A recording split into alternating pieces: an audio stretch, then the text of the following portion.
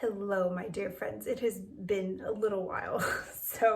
I am moving soon, and once I'm in my new location, I'll probably start up doing videos again because I do enjoy doing them, and I hope that you guys enjoy watching them too. So I wanted to do a quick video on my skincare regimen. So it is about 8 o'clock right now, so this is like my evening skincare routine. Just so you guys have an idea, there are a few little nuances that I wanted to explain with the 3-step regimen, which could optionally be a 4 or even 5-step too if you have makeup that you need to remove. So let me show you. I'm going to try to not edit this video as much as I possibly can as well, by the way, so bear with me. So first off, I am not wearing any makeup aside from some cream blush on my face and a little bit of eyebrow stuff, blonde hair problems. So normally though, if I am wearing eye makeup like mascara, I find the oil to milk cleanser, it removes it, but I'm just lazy, honestly. And I don't have the patience to be like waiting for it to dissolve. I would say it takes about an extra like 30 seconds or so to dissolve, but then you really have to do a double cleanse. And so what I have been doing instead, just because it's a little bit faster, is I've been using the Grown Alchemist gel cleanser, and what I've been doing actually is putting a pump of it onto 2 cotton pads, so like 1 pump between the 2 cotton pads, getting those cotton pads damp, and then gently removing my eye makeup, because this stuff is really good at that. So that's what I've actually been using, just to remove my eye makeup, just to make this whole process of cleansing my skin that much faster, because like I said, I'm not interested in spending my entire evening cleaning my face. So once I've done that, then I hop into doing my full face cleanse. So you can double cleanse with this if you are wearing like face makeup, which, like I said, I don't wear a lot of face makeups, but if I were, then I would actually do this step twice. So this is the Omega Cleansing Balm. This one I actually just made a few days ago, so that's what it looks like on the inside right now. If you already have one of these at home, chances are yours is a little bit more clear, translucent in nature. This one it takes about 2 weeks for it to start to become clear, so that's why this one looks the way that it does right now, a little bit more opaque. So you can use as much or as little of the cleansing balm as you want to. I'm the type of person who tends to use just a little bit more, just because I like the feel of it on my face. If it's like pulling over your skin, then you know you don't have enough. So that's kind of a rule of thumb, but this is how much I put on.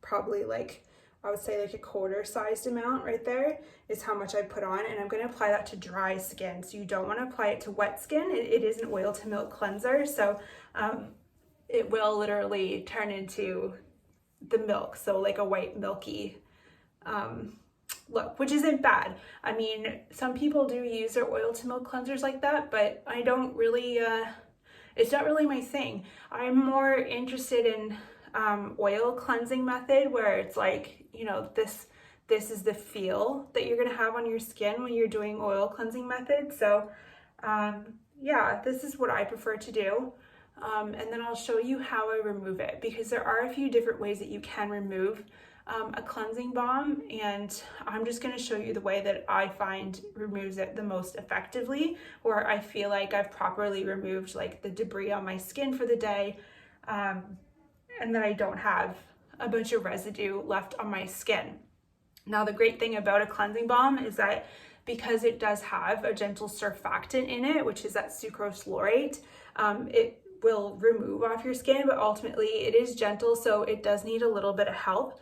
And so the help is actually coming from thermal, so using hot water or warm water, and then the mechanical pressure of the washcloth, which, because there is sucrose laurate in the cleansing balm, you don't need a lot of pressure, right, to remove it. I don't know if you guys have noticed that with just oil cleansers where there's no surfactant in it, but it's like you need to like push a little bit harder and like almost pull it off your skin, and it can be a little too abrasive sometimes to try to remove oil to milk, or sorry, to try to remove normal oil cleansers off your skin. So that's yet another reason why I'm a big fan of cleansing balms,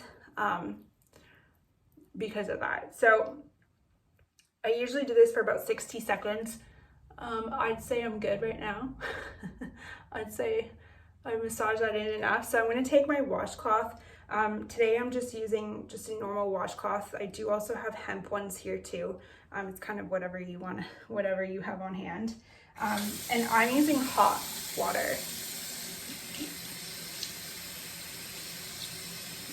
So I saturate my washcloth and then I wring it out. So it's not going to be dripping wet, right? And then all I do is I just lay it on my face, just like that. So I'm like getting it damp, right? Like I'm getting the product damp on my face. And then I can just like really, really lightly, like I'm not using much pressure at all to do this. And I'm just really gently just removing it off my skin. And then down in my neck too. So with my washcloth as well, I usually only keep a washcloth. Sorry, I'm like trying to effectively remove this off my face and talk to you at the same time. I usually will only use a washcloth like maybe 2 days in a row. So that would be 4 times. And then I will get a new one. Even for someone like me who doesn't wear a lot of makeup, if you did, I would be replacing my washcloths after every second, so once a day. So every morning I'd be getting a new one. And I really do think that that's important. I don't think you should be reusing a washcloth all too much at all. So there's that. Also too, another reason for that as well is because bathrooms typically aren't the best ventilated spots. And even if it is a well-ventilated area, if you start noticing that your washcloths are going musty, do not use them on your face. Just don't, because I mean, fungal acne is on the rise, and there are many reasons for that. But one that doesn't help the situation is using musty washcloths. So wash them frequently. So I have removed the product off my face. So the beauty about omega cleansing balms, or cleansing balms, sorry, in general as well, is that after I've washed my face, I don't feel like my skin's stripped. Like I still feel like I can move my face around, which is a really big deal. If you feel like you can't move your face around after you've washed it off, then it's that cleanser is a little too strong for your skin. So next step is the barrier protection essence. So this is the old container. Actually, the newer ones are clear now, but it's the same product, same formula inside. So I'm going to spritz my skin with this. So I'm going to do 7 sprays this evening. Now, this is really important. So my face is wet right now, okay? And I don't want it to dry out too much more than this. So I am going to use my barrier repair cream. Just gonna get some of it up here. And this is how much, actually maybe I'll use a bit more. This is how much I'm gonna use, okay? So I would say maybe that's like a pea size amount, or like half a dime size. And then I'm gonna put it onto my wet skin from the essence. What's really important with that is that it's going to help enhance the product penetration. This product in particular, the Barrier Repair Cream, has something called sclerotium gum and polulant in it. And those things actually are mimickers of silicone. So they're not silicone, but they are supposed to be like friendlier alternates to it, basically. So what can potentially happen sometimes is that it can pill on the skin if it's not applied properly, which I know is super annoying. And you can actually notice that with other ingredients too, particularly sunscreens. So just being super mindful of how you're applying your products will make a huge difference in terms of how well they work for you, for one, but also how effectively they actually absorb into your skin. So, and don't press too hard either. I noticed that as well, that when people press their skin too hard with the moisturizer, what you're literally peeling it off of your skin. So don't do that. So I have worked this down my neck, a little bit into my chest. Any excess I'll like put onto my chest, but so you see how I've got like a gentle, like soft, just glow on my face right now? That's basically the product has absorbed, and it will continue to absorb into my skin. So for me, it is June right now, the end of June. So the humidity in the air right now is enough for, like, I don't need to put anything else on my skin for the evening.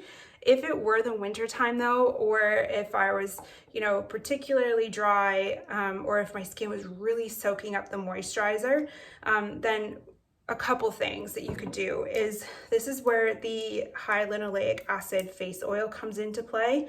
So there's a few different ways that you can use this, and someone had asked me about this recently. So you could either mix it in with the barrier repair cream, or what you can do is put this on afterwards, and it really depends on the humidity, like so many factors of what's going on, because sometimes you're going to notice that your skin just isn't going to like it, and you're going to look like a glazed donut before you go to bed, and trust me, that's not a good thing. You don't want to look like a glazed donut before you go to bed. So if you do, what you can do is you can actually just spritz some more of the barrier repair essence onto your skin, and then apply a couple drops of this. Or what I would even recommend, just because it's the summertime right now, is to not use this with the moisturizer. What I would do instead is use this. If you wanted to use as a moisturizer, you could use this in the morning, let's say, and then use this as your actual moisturizer in the evenings, or keep this one as I do and just use it for gua sha. So I normally will just do that instead and just kind of keep the two separated. But it's really individual of how you end up using the products when it comes to what time of year it is, how much moisturization or occlusiveness you need. Like, do you need that extra little like layer to keep your skin feeling moisturized or hydrated in the evenings or during the day? So play around with it a little bit. But for me right now, the end of June in the summertime where it's a little bit more humid, this is all that I do. This is my evening skincare routine, and I don't need to do anything else. So I'm all ready for bed at 8 p.m.